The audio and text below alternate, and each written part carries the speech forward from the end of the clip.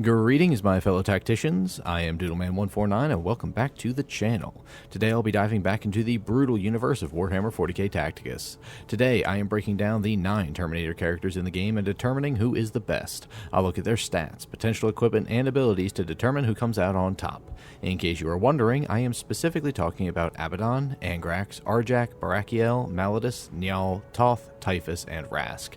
I think I already know who the best is, but perhaps I'll surprise both you and myself.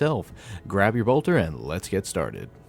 But before we get into this video, how about a quick word from our sponsor, Raid Shadow? Nah, not really. But if you like what I do here, why not sign up for my Patreon, get access to exclusive videos, and check out my merch store for something cool and comfy. Now on to the video. Now, this shouldn't have to be specified, but before I get into each character's base stats, I will just remind everyone that the characters on this list are all the ones with the Terminator trait, meaning that they take 75% less damage for the first attack against them this turn. They also cannot be suppressed, it's just very straightforward here. Also, all these Terminators will be tested at the gold standard, which I consider to be gold 1. This should be a simple section, so let's just dive in. The first thing we'll look at is the base stats for all these Terminators and compare them. For this test, I will be removing any equipment that could impact the Terminator's health and armor. No items directly increase damage or movement, so only the armors need to be removed. We'll start this list off with Abaddon the Despoiler, the War Master of Chaos and the Accursed Slayer of Sigismund. For health, Abaddon has a respectable 2,669 health, 667 armor, and 401 damage per hit with a 5-hit power melee attack and a 3-hit bolter ranged attack. He has a movement of 3. The next Terminator is Angrax, the Black Legion's Terminator champion. He is very tanky with 3,102 health, 845 armor, and 535 damage per hit with a 4-hit power melee attack. He has a movement of 2. Following Angrax, we have Arjak, the champion of the Great Wolf. Arjak is very close to Angrax in terms of stats. He is also very tanky with 2,939 health, 694 armor, and 613 damage per hit with a 3-hit power melee attack. Like most other Terminators, he also has a movement of 2. Now we have another Imperial Terminator in the form of Barakiel, the Dark Angel's Deathwing Terminator. For health, he has a respectable health value of 2,774, 731 armor, and deals 554 damage per hit with a 3-hit power melee attack. He also has a movement of 2. Maladus is the Blightlord champion of the Death Guard and easily the tankiest Terminator on here. He has 3,204 health, 721 armor, and deals 694 damage per hit with a 3-hit power melee attack. And, who would have guessed, he has a movement of 2. Niall is the Lord of Runes for the Space Wolves, and spoiler, I definitely think he is by far the worst on this list.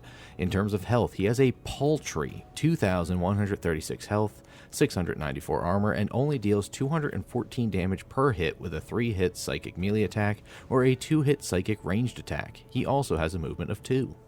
Yet another Chaos Terminator comes in the form of Toth, a Scarab Occult Terminator of the Thousand Suns Legion. He has 2,536 health, 761 armor, and deals 277 damage per hit with a 4-hit power melee attack and a 5-hit flame ranged attack. Just like almost all the rest of them, Toth has a movement of 2.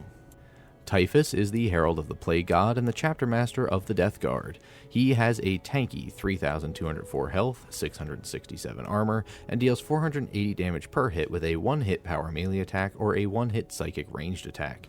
He also has a movement of 2. And our final Terminator for this list is, who would have guessed it, another Chaos Terminator in the form of Rask, the World Eater's Terminator. He has 2,536 health, 747 armor, and deals 568 damage per hit with a 4-hit flame melee attack. He also has a movement of 2. I find it kind of funny how there are literally twice as many Chaos Terminators as there are Imperial Terminators. Now for the equipment and abilities and traits. For this section, we will again start with Abaddon the Despoiler. Abaddon has 1 crit boosting item, a block item, and a block booster. His traits are Let the Galaxy Burn, Resilient, and, of course, Terminator. Let the Galaxy Burn, as explained in my Faction Synergies video, which you should check out when you're done here, gives all attacks a 33% chance to score an additional hit and to add Despoiled Ground to a targeted hex.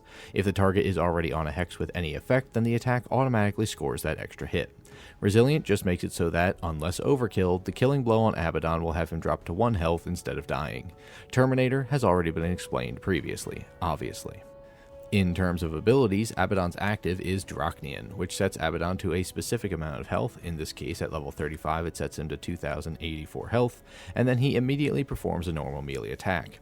After that attack, and for the rest of the battle, after performing a melee attack, he performs a secondary attack that hits 3 times and deals between 385 and 481 piercing damage. For his passive, First Amongst Traitors, Chaos units within 2 hexes of Abaddon deal 160 more damage. For each turn that Abaddon has attacked in this battle, 32 damage is added to that buff, maxing out at a 581 damage increase after attacking 13 times total. Next up is Angrax. He, just like Abaddon, has a single crit booster item, a block item, and a block booster. His traits are Let the Galaxy Burn, Deep Strike, and Terminator. I've already explained 2, but Deep Strike allows for Angrax to deploy anywhere on the field on turn 1, provided the hex is not adjacent to an enemy. For abilities, Angrax's active is Bringer of Despair, where he hits a target and another adjacent target for 4 hits of power damage that deals between 812 and 1042 damage per hit. It also triggers Battle Fatigue twice if applicable. This metric is slightly skewed since I have this ability at level 39, but you get the point. For his passive, Hateful Assault, any enemy that moves from a hex adjacent to Angrax to any other hex takes 2 hits of between 464 and 697 power damage. Again, this ability is level 39, so it's a bit on the stronger side when compared to level 35. Arjak is next, and he has access to a crit booster item, a block item, and a block booster.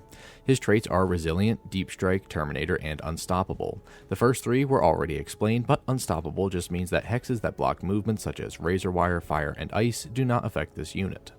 For abilities, Arjak's active, Foe Hammer, deals a single power hit that deals between 142 and 285 damage and stuns the target. Now, that is exceptionally low for a level 35 ability, but for each character that has been defeated this battle, both friend and foe, an additional 856 damage is added to that attack.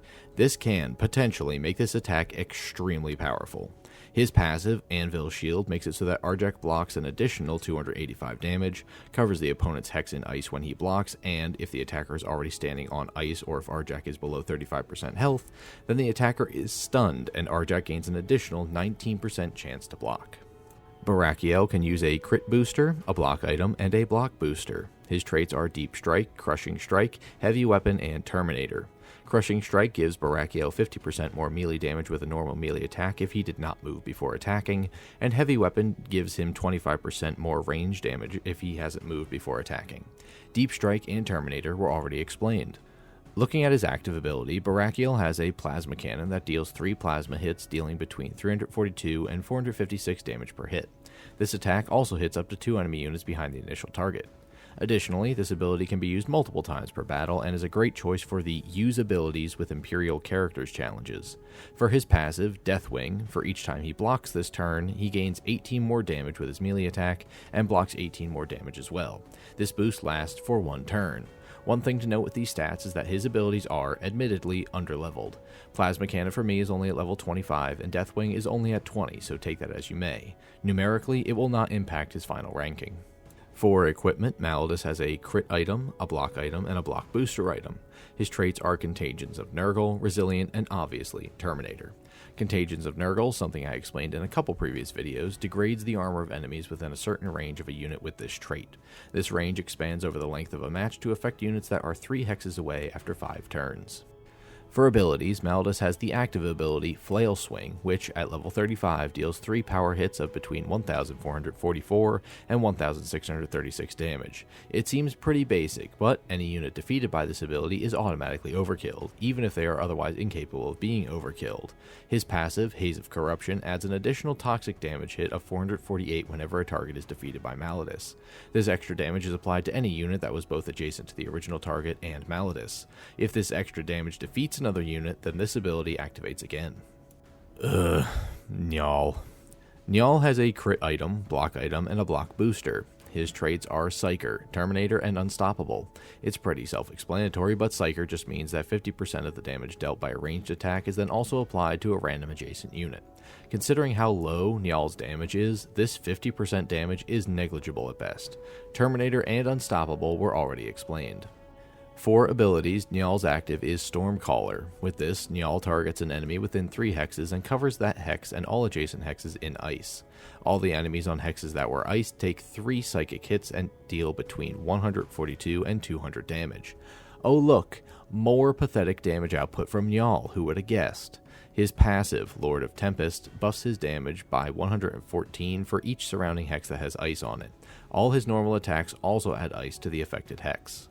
Toth has a crit item, and block booster, and I am starting to sense a pattern here. For his traits, he has Weaver of Fates, Suppressive Fire, and Terminator.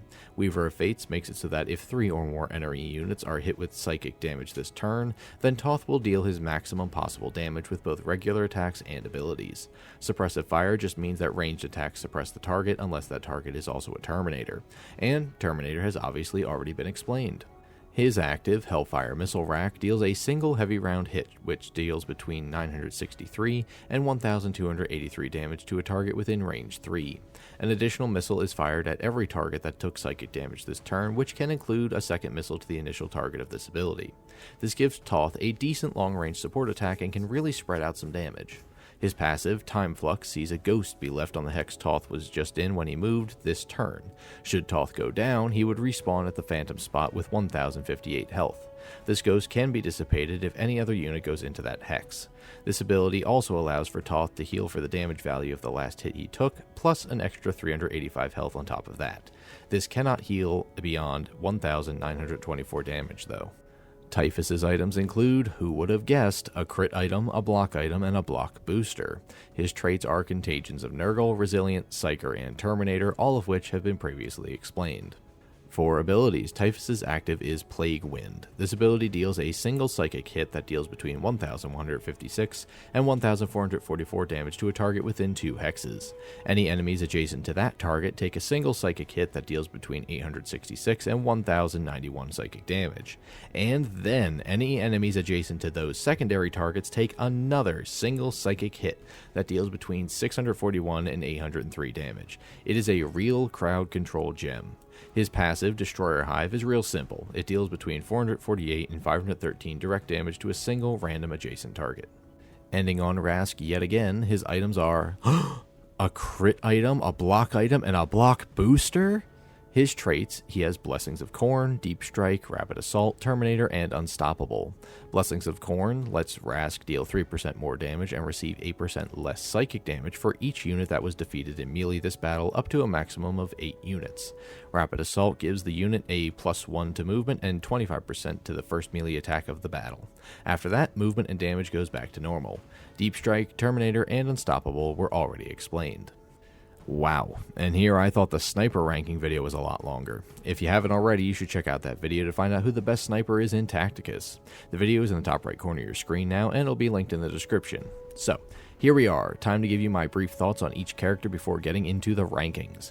For Abaddon, he has honestly come up a lot in my favorites list after his rework. He used to be just kind of a squishy Terminator, and his abilities weren't that great.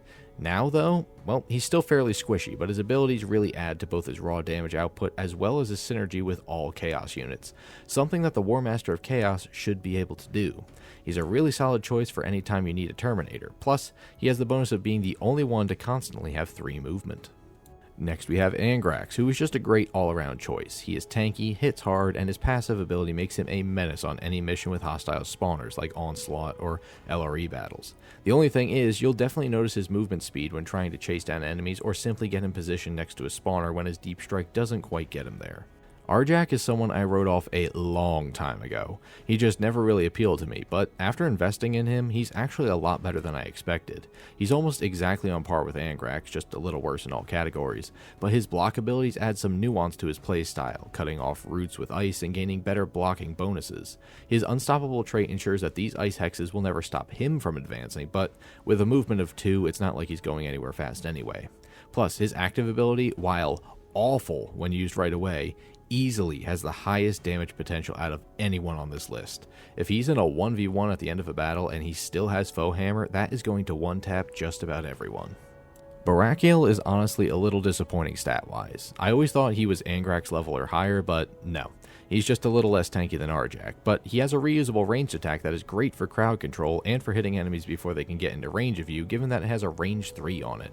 His passive does make him a little tankier, provided he can block hits to boost it, but it really isn't all that much of a boost if I'm being honest. His greatest strength lies in his Dark Angel synergy, but that's not really something taken into account here. Maladus was another one that I wrote off a long time ago. I unlocked him super early and only fairly recently bumped him up from Bronze 1 to Gold 1, and he's actually really good. He's just as slow as the rest and doesn't have Deep Strike, but he is the tankiest character on this list. He has the highest health, has the Resilient trait, and he hits like a truck. His damage is even further boosted by his Contagions of Nurgle trait, which reduces enemy armor, so he's always going to be getting lots of damage in. It's super niche, but it's also a neat thing that his passive is a direct counter to Titus's passive, forcing him to be overkilled. Do I even have to say it? I mean, I guess so. Njal sucks. He always has. In this competition, though, he's a Terminator with barely 2,000 health, abysmal damage output, even with the damage model, and one of the most situational passes I have ever seen, and one that you can guarantee never gets used to its full potential. By that, I mean Njal would have to be surrounded by 6 ice hexes to put out a total of 898 damage per hit. Yeah, that is high, but that situation is also basically never happening, unless you have Ulf kill a target with his active, and then Njal deep strikes onto the targeted area and then gets an attack in. Even with that, he's just awful everywhere else. I wonder, can you guess where he'll rank on this list? Toth is one that is either really good or really bad. He's slow, has a multi-hit range attack and a melee attack, with his range attack being adept at clearing swarm enemies. His damage output just is not all that great, given his damage models aren't fantastic. Power is good, but flame is a lot lower than what is usually acceptable. He is tanky to a degree, both because of his high armor and average health, but his passive also sees him heal a lot each turn and even respawn if he has a ghost around. His Weaver of Fates traits pairs really well to make sure he's putting out as much damage as possible as he can, including that of his Hellfire missile rack, so that he can really put the hurting on any of his enemies. Typhus is the newest Terminator I got, and honestly, he's a bit underwhelming. His greatest strength comes from his active ability for clearing groups of NPCs and for dealing large amounts of damage to any bunched up group. However, after his active is used, his damage output is super low, even lower than Njal's if you can believe that, as both of his attacks only score a single hit. Granted, in melee, his passive causes some damage, but then he also has a greatly inferior damage model himself when engaging in melee combat. His health being on par with Maladus is really his only saving grace here. Rask is a great frontline Terminator. Not only does his Deep Strike let him deploy anywhere on the field, but his redeployable shield also keeps him alive much longer than he should be. In modes like Onslaught, he is great to set at the bottleneck to not only take hits, but also to get kills to keep his shield coming back up. His active is also great if he manages to get into the center of a bunch of enemies, so he can really chop up plenty of chaff enemies and weaken characters. His Unstoppable trait pairs well with his fire damage, as that lets him escape the fire hex he created from attacking someone. His Rapid Assault trait, unique to Rask in this video, also gives him that extra edge to really get in there and start collecting blood for the Blood God. And here it is, the moment you all clicked on this video for. Let's rank these guys. Coming in dead last, we have no surprise here with Njal. His damage output, pathetic health, poor movement, and extremely situational bonuses not only make him the worst Terminator, but also one of the worst characters in general. Here's a challenge for the audience. Find a character that you think is worse than Njal and let me know in the comments. In second to last place, we have, surprisingly to me, Typhus. As I mentioned before, he is real tanky, but after that singular active ability use, his value drops drastically. At least he's super tanky, like I said, but all the Death Guard are. And now we'll get into some rankings that actually require a little bit of thought. For the next spot, I have to give it to Arjak. He is admittedly much better than I used to think he was, but he's still just kind of a worse version of Angrax, which isn't exactly a bad thing, but it leaves a bit to be desired. As I stated, Foehammer can easily topple anyone on this list, but if I'm going to give Njal shit for his abilities, being situational, I gotta knock Arjak for the same thing.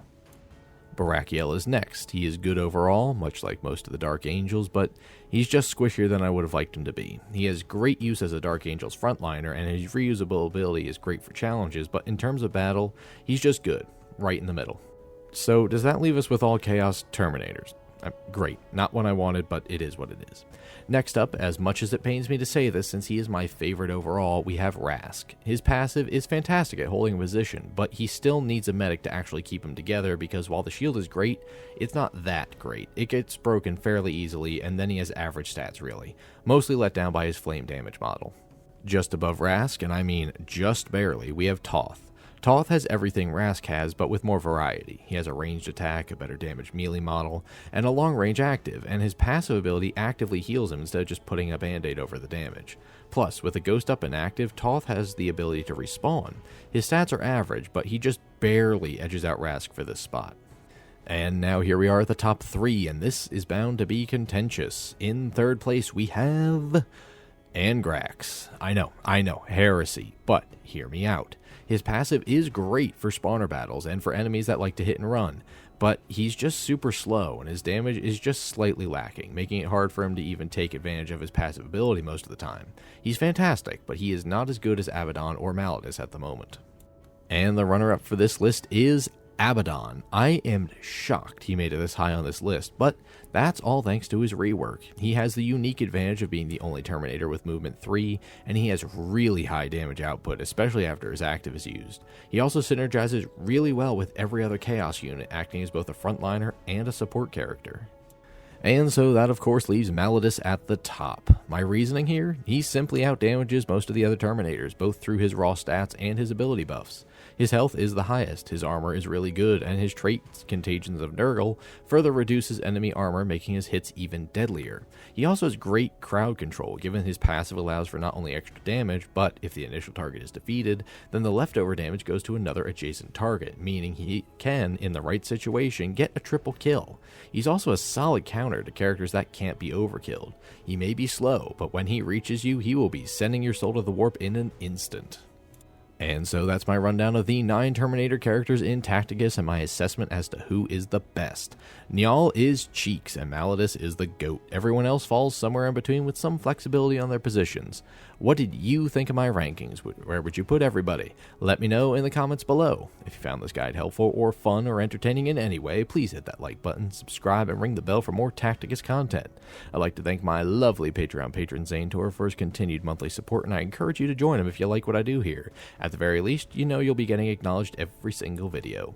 Also, if you want to check out my sniper ranking or other factional synergies ranking, then those videos are on screen now. So until next time, I've been Doodleman149, and remember to purge the heretics, suffer not the Xenos to live, and reclaim the galaxy for the Emperor!